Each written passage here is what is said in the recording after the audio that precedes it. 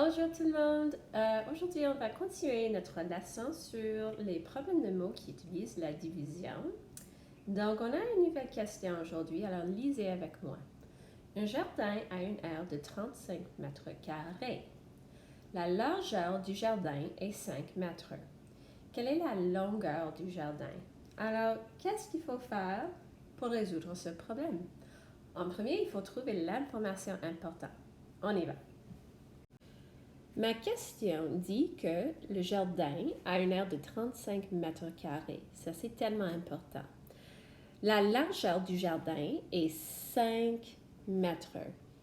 Mais c'est quoi la largeur? Bien, la largeur, c'est la partie qui est plus petite que la longueur.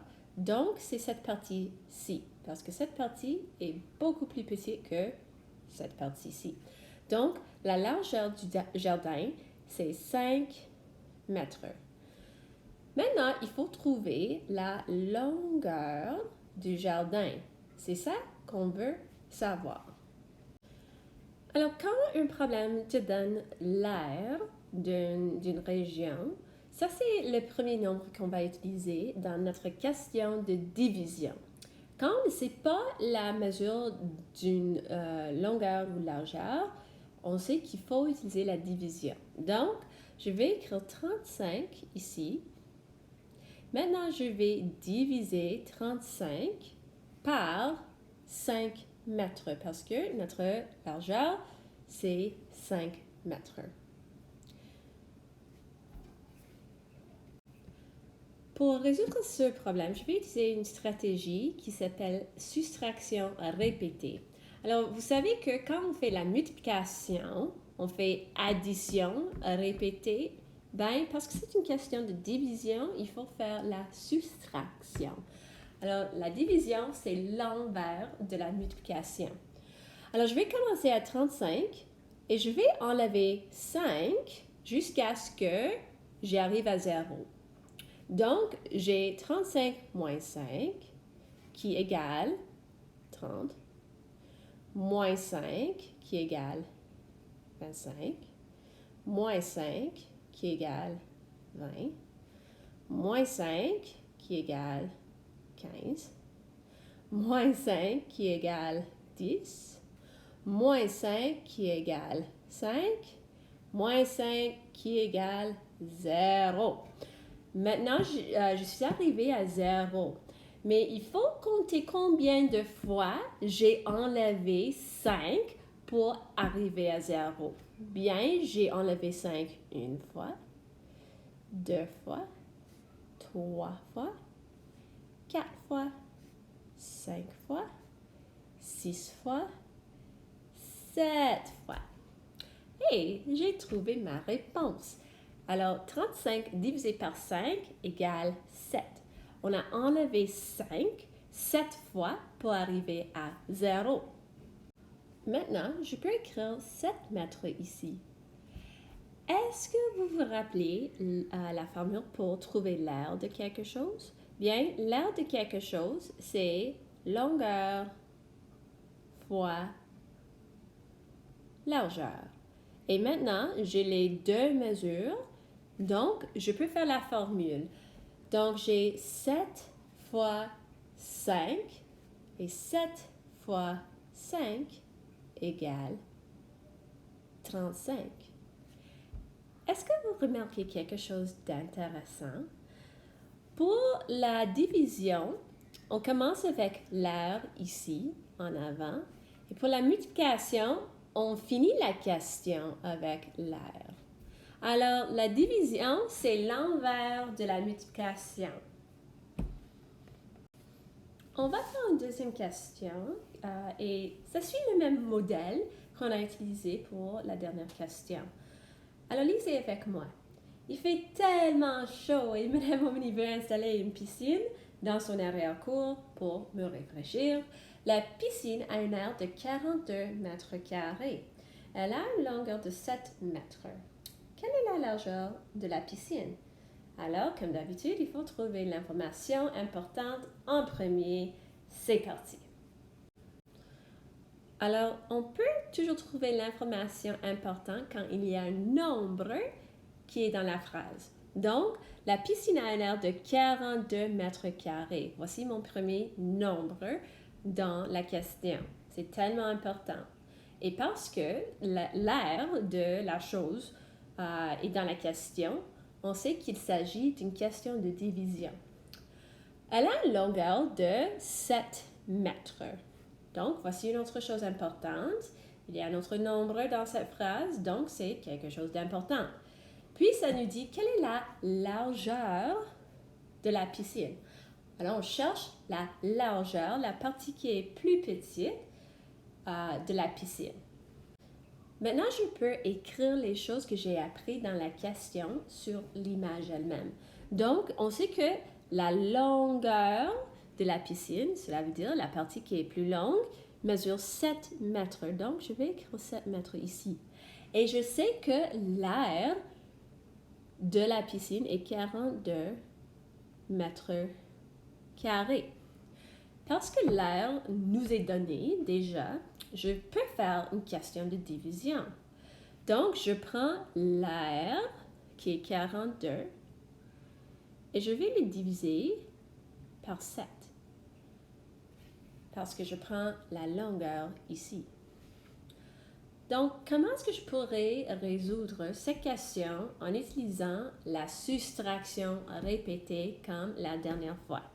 On verra. Donc, je vais commencer avec 42 et je vais enlever 7 une fois. Et je sais que 42 moins 7 égale 35. Je vais écrire 35 juste en bas. Maintenant, je vais enlever 7 de 35. Et je sais que 35 moins 7 égale 28. Et je vais enlever 7 une troisième fois de 28. Alors, 28 moins 7 égale 21. Voilà. Maintenant, je vais enlever 7 de 21. 21 moins 7 égale 14. Voilà. Je vais aller en bas. Je vais enlever 7 de 14 maintenant. Je vais juste élargir l'écran ici. Alors, j'ai 14 moins 7 qui égale 7. Et finalement, je vais soustraire 7 de 7 qui égale 0. Bien, combien de fois est-ce que j'ai enlevé 7? On va compter. J'ai enlevé 7 une fois, 2, 3, 4, 5 et 6. Alors, j'ai trouvé la réponse pour 42 divisé par 7, c'est 6. Parce qu'on a enlevé 7 de 42 6 fois. On a atteint 0 après qu'on a enlevé 7 6 fois. Donc, 42 divisé par 7 égale 6. Maintenant, je vais voir si j'ai raison.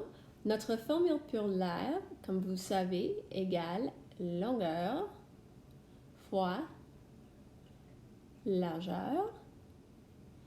Donc, on a 6 mètres fois 7 mètres qui égale 42 mètres carrés.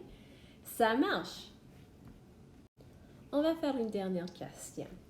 Isaac veut faire un lit pour son chat parce que son chat est fatigué et il a besoin d'un endroit silencieux où il peut dormir. L'aire du lit est 25 mètres carrés. Le lit a une largeur de 5 mètres. Quelle est la longueur du lit? Comme d'habitude, il faut trouver l'information importante et d'habitude, l'information importante a un nombre là-dedans. Donc, je vois le premier nombre dans la question est 25 mètres carrés. Alors, l'aire nous est déjà donné. Le lit a une largeur de 5 mètres. Voici notre nombre. Quelle est la longueur du lit? Donc, je veux savoir la longueur du lit. Je vais dessiner un modèle du lit pour m'aider à comprendre ce qui est dans ma question. Donc, voici le lit comme ça. Et je sais que son aire est 25 mètres carrés.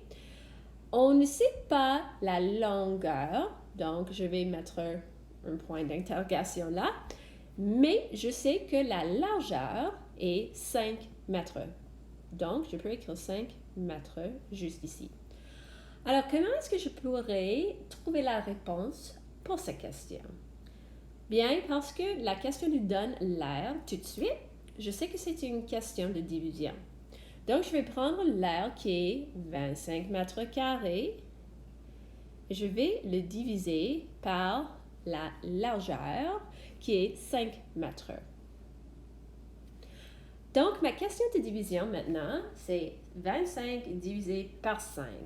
Je vais utiliser une autre stratégie. On a utilisé cette stratégie souvent en classe et je vais l'utiliser encore une fois juste pour rafraîchir vos mémoires. Je vais dessiner des groupes. Alors, il faut regarder toujours le deuxième nombre dans la question pour savoir combien de groupes il faut dessiner. Donc, le deuxième nombre dans ma question est 5. Alors, je sais qu'il faut dessiner 5 groupes. Alors, je vais dessiner un groupe là, 2, 3, 4 et 5. Maintenant, je peux mettre les choses là-dedans pour arriver à 25. N'oublie pas, il faut les mettre un par un. Il faut compter un par un jusqu'à ce que vous arriviez à 25. Donc, on y va. J'ai 1, 2, 3, 4, 5, 6, 7, 8, 9, 10, 11, 12, 13, 14, 15, 16, 17, 18, 19, 20, 21, 22, 23, 24, 25. Je vais m'arrêter là parce que j'ai atteint 25. Mais pour trouver la réponse, il faut compter combien de choses sont dans un groupe. Bien, j'ai 1, 2, 3, 4, 5 choses. Alors, la réponse pour ma question, 25 divisé par 5 égale 5. Alors maintenant, je sais que la longueur du lit est 5 mètres aussi. Alors, c'est tout pour aujourd'hui, mes amis. Comme d'habitude, il faut aller à notre page accueil pour la leçon et vous faites faire les activités de suite qui sont là. Et il y aura une billet de sortie pour vous aussi et je vais vous voir demain. Au revoir!